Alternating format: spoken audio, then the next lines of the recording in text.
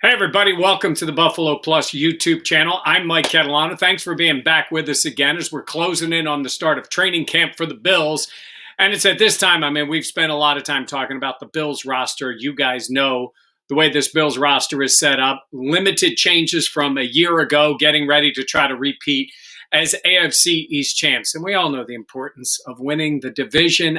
Sean McDermott, Brandon Beane, they talk about it every training camp. They're going to talk about it again. It is the key to having a successful season. Sure, teams can win from that wild card spot, but goal number one for any team, especially the good ones, is get the division title. Because once you get that, you're guaranteed a home playoff. Well, first of all, you're guaranteed to be in the playoffs. You're guaranteed to have a home playoff game. And if you're as lucky as the Bills were, or as good as the Bills were a year ago, you get a couple of home games before you had to go to Kansas City. So ultimate goals are certainly to get to the Super Bowl, win the Super Bowl, have home field advantage throughout the playoffs, all those things. But it starts with winning the division, and that is the key. And if you go back to the old days of the Bills, they made it, in different circumstances getting there. They made it with winning 13 games. They made it with winning 9 games. But that was a different world for a Bills team at the time. But what was a key for the Bills as we look at the entire AFC East? They had Jim Kelly as quarterback, and the Bills have that right now in Josh Allen. Here's the difference. When Jim Kelly was the guy in Buffalo, Dan Marino was the guy in Miami. And, many people had Dan Marino higher ranked as a quarterback. They still do as a quarterback, as an individual player. Dan Marino was great, and the Bills had real battles with him. But the thing was, the Bills knew how to take care of the Dolphins in late season games. They knew how to take care of the Dolphins in playoff games, including an AFC championship. And that was the difference. The Jets had guys in and out. At the time, it was the Colts in the division. New England had small moments, but New England wasn't really a rival of the Bills at that time. The rival was the Miami Dolphins. Both teams had great quarterbacks. The Bills had Jim Kelly and a Hall of Fame roster. And they ended up going to 4 in a row and 5 championship games in a span of 6 years in the AFC. So now as we look to this Bills team, I'm going to go through each individual team that they're going to face in the division. But let's just start overall with the quarterbacks and the huge edge that the Bills still maintain over the rest of the AFC East. You've got Cam Newton, you've got Tua Tagovailoa at the moment, and Zach Wilson, the rookie, with the Jets. How's this all going to play out? At the moment, Allen's difference in level of play is substantial over the rest of the AFC East. I know Cam was once an MVP and took a team to the Super Bowl. And I do believe, given the opportunity this year, if that does happen in New England, he can be better than he was last year. But especially post-COVID, Cam was terrible. Threw the ball poorly, was not a real weapon for that team. Ran the ball okay. Early season against the Bills, ran it well, eventually fumbled. But come on, Cam Newton is not at the level of Josh Allen. Do they go with Jones, their rookie quarterback out of the University of Alabama? Maybe at some point, maybe he wins the job in camp. Who knows what's going to end up happening? But it looks like it's going to be Cam Newton to start. And Cam Newton said it's put up or shut up time. Well, he's right about that in Foxborough. Is this defense going to be good enough? Patriots spent a lot of money. We'll get to more of that in a minute. But in terms of quarterback, when you look at what the Bills have compared to what other teams in the division have, it's substantial, the difference between them. So we'll start with the Patriots and say huge edge to the Bills. The Dolphins are a rival, right? They're a rival because they've done a lot of things well to build up the franchise. What about Tua? Is Tua going to be the guy? Fitz is gone. When their offense was good last year, it was when Fitz was playing. Tua had those moments, a few games, made a couple of plays, but he didn't really develop in that first year starting with Miami. And there are a lot of questions about him.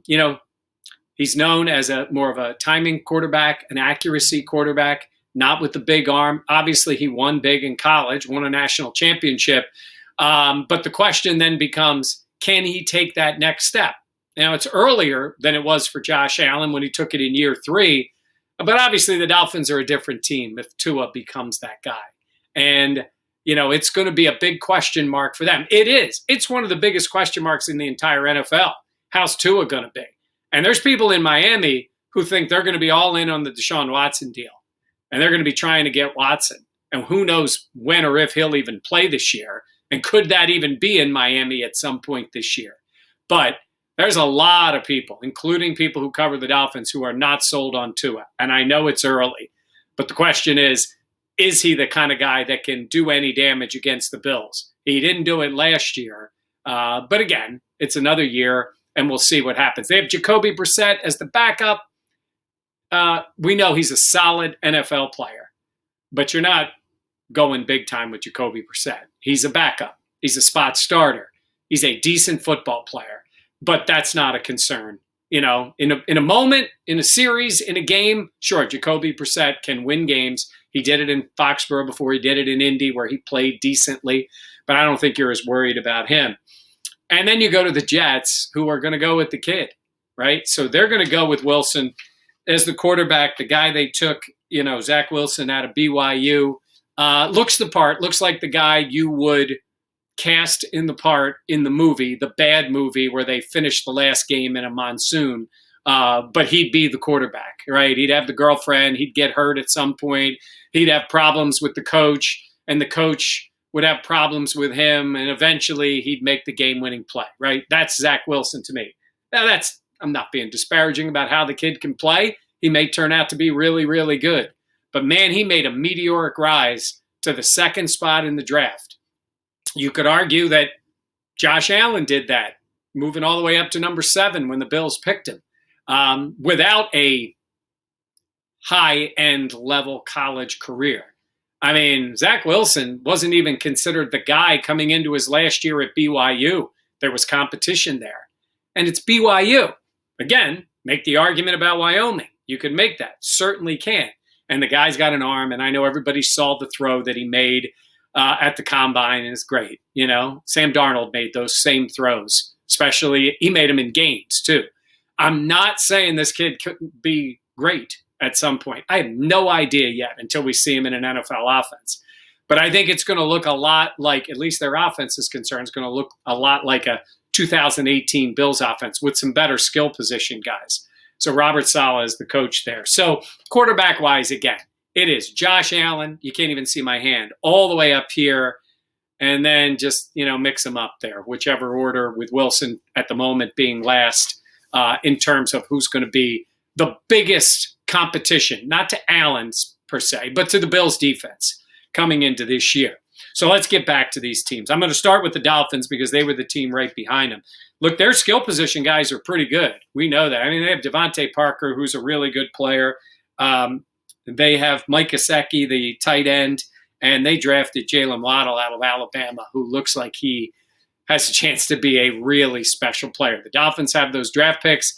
They used another one for Jalen Phillips out of Miami, the defensive end. The Bills got Greg Rousseau. They got the other guy there. The Dolphins roster is good.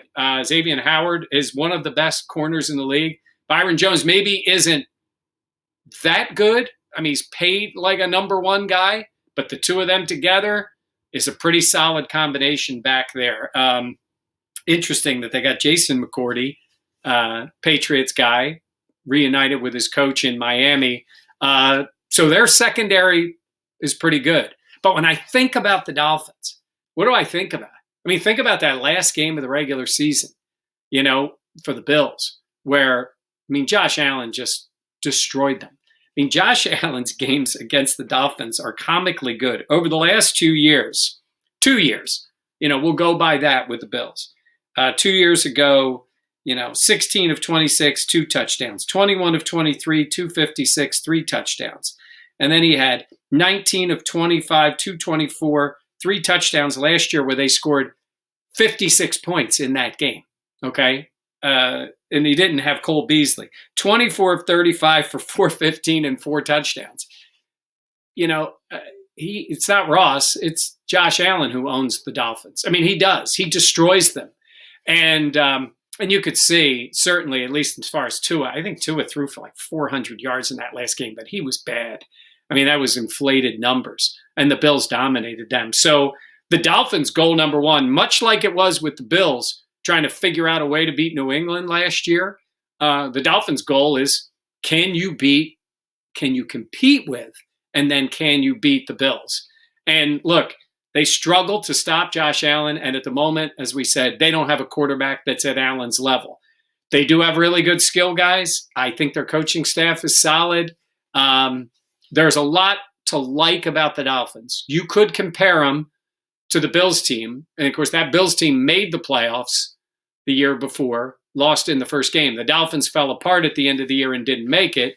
But I do wonder if Fitz would have played, then maybe the Dolphins would have had a better chance, but he ended up not being able to play at the end of the year. So when I look at the Dolphins, I think of a good football team that's going to come down to the quarterback. And I mentioned it before. Would they really make a run at Deshaun Watson for this year? I mean, he's still young.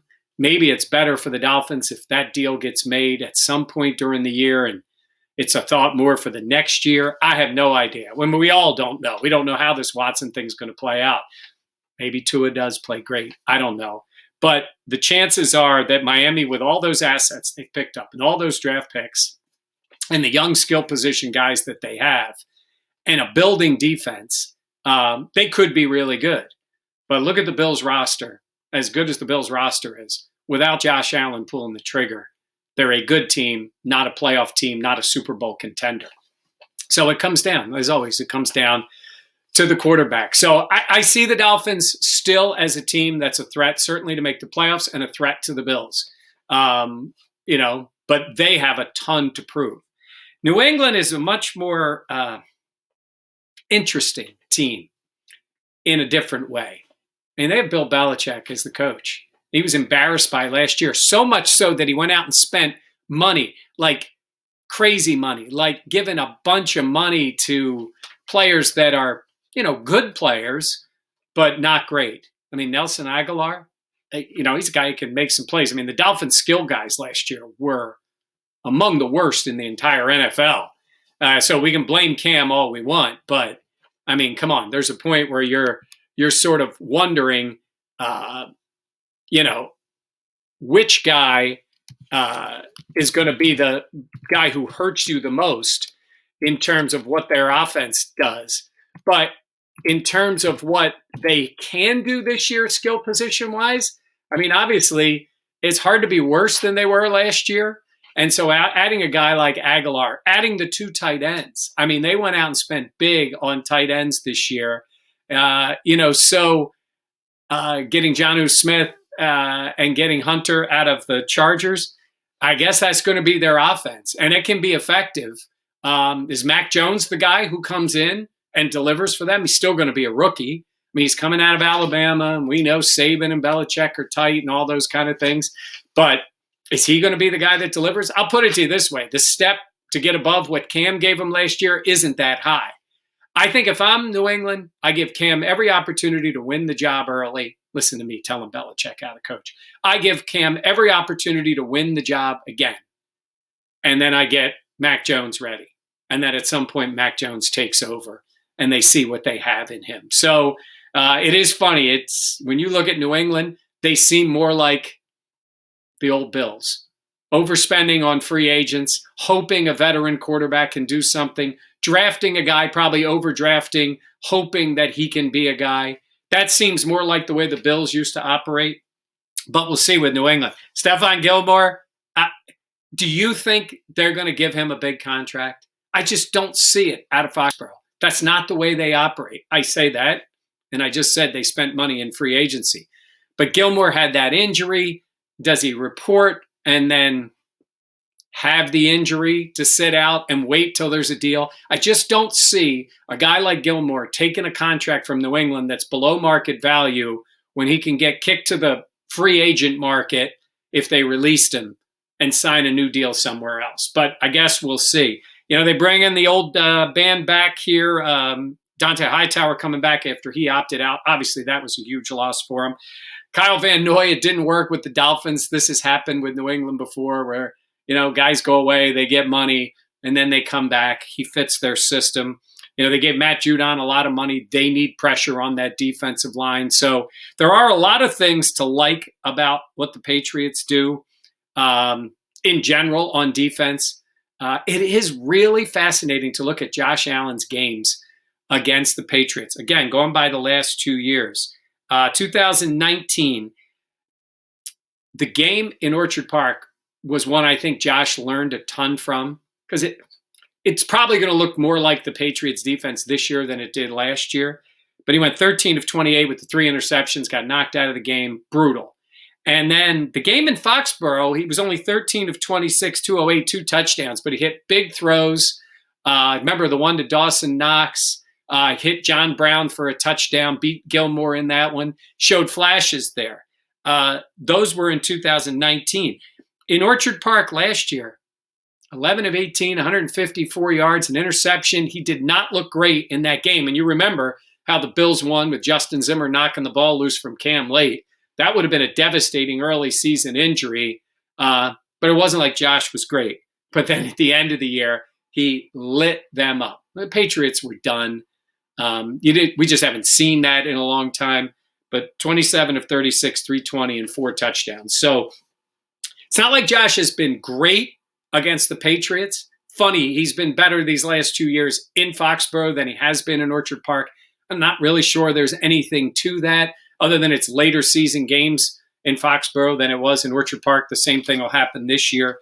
But when I look at those teams, I think to myself, New England's defense has done a better job, certainly than Miami's defense against Josh Allen. So, he spent the money on guys like Jalen Mills. I mean, they're trying to get better in that secondary. We'll see how they match up against Buffalo. I would put them right there with Miami.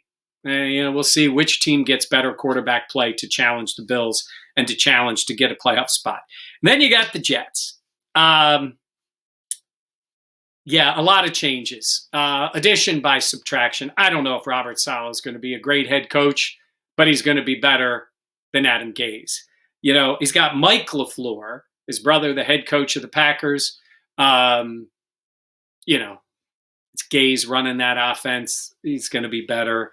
And Greg Williams is out. Bills fans know all about Greg Williams. This is a rebuilt team with some talent. We'll see about what Zach Wilson can do. It's almost an assumption that he's going to be the starter for the Jets. I would think so. I mean, they have no reason to not start him this year. I do like their weapons. I do like what they have. Corey Davis, Denzel, them, Jamison Crowder. They still have a slot as a guy who's hurt the Bills in the past. So, they've got Becton. They drafted Vera Tucker early. They get C.J. Mosley back. Quinnen Williams, a really good player. Not sure what's going to happen with Marcus May. There's a contract issue going on with him. He's a pretty good safety. And you look at what the Bills have done against the Jets. Josh's games against them, he had the game last year. I think he was 30 of 43. I had it written down. And the Bills didn't score a touchdown in that game. That was a brutal game for the offense. It was all field goals at that time. They won, but not great. He had the 33 of 46 for 312 and the 2 touchdowns. And he had a 24 of 37 for 254 and a touchdown. Then he sat out the other game in 2019 because the Bills had clinched a playoff spot. So, not spectacular, but it's going to be a different defense with Saleh running it basically as the head coach. And, they have talent. They do. So I think the Jets, who were rarely a real easy game for the Bills over the last few years, not blowout games, I think they're going to be a team that plays inspired football. I just think there's, it's a rookie quarterback, and I think that's going to be a question. But the head coach will certainly be respected, certainly have the attention of his players, and they'll be an interesting team, at least to say that. More interesting than they've been for the past couple of years. So they get Sam Darnold out. They get the 12-year-old quarterback and Zach Wilson. Got an arm, got talent, got the hair, the whole thing. We'll see how he matches up with the Bills. So when you look at the division, it starts with the quarterbacks, as we said, the Bills number 1. I got to tell you, in the current NFL, not for what you've done, for what you're going to do, Sean McDermott doesn't have to take a back seat to anybody. And don't quote me to say I think he's a better head coach, than Bill Belichick. Bill Belichick goes down right now as the number one head coach in the history of the NFL. Whatever credit you give him, whatever credit you give Tom Brady, it wasn't all Brady, it wasn't all Belichick, but Belichick is a great head coach. But in the current NFL, with the team he has, with the general manager he has, with the roster he has, and with the decisions he's made, what Sean's got to do is take care of it all the way in the playoffs and in the biggest moments like we've seen from Belichick. And then you've got in the division, coordinator from the Dolphins or from the Patriots who takes over the Dolphins, and a rookie head coach who was a coordinator taking over the Jets. So certainly the Bills coaching staff in total, I think, is number one. But again, don't quote me to say Sean McDermott is better than Bill Belichick. We'll just say that Sean is the first guy to compare to the Patriots' great head coach going into this season. I think the division's going to be a lot of fun. The Bills prohibitive favorites to get it done in this 17-game season. You got to win the AFC East to get yourself ready for the playoffs. So we'll see what ends up happening for the Bills in 2021. Remember, for all of your Bills content and coverage, make sure you like and subscribe to the Buffalo Plus YouTube channel. You know our team, Jenna Cottrell, Dan Fates. They're on vacation this week. Good for them. I'm taking my vacation right before training camp, getting ready for the Bills to get things started. But Dan and Jenna have earned it. They are ready to go. You can check out all of our content on the Buffalo Plus YouTube channel. Hey, and if you're in Buffalo, check out Fox Buffalo. We're on there every night with Buffalo Plus content every night at 10 o'clock. If you're watching the news, and certainly for people in Rochester, you know us on 13 Wham and on Fox Rochester. Again, thanks for watching. Remember to like, comment, and subscribe on the Buffalo Plus YouTube channel. For Jenna and Dan, I'm Mike Catalana. Thanks for watching.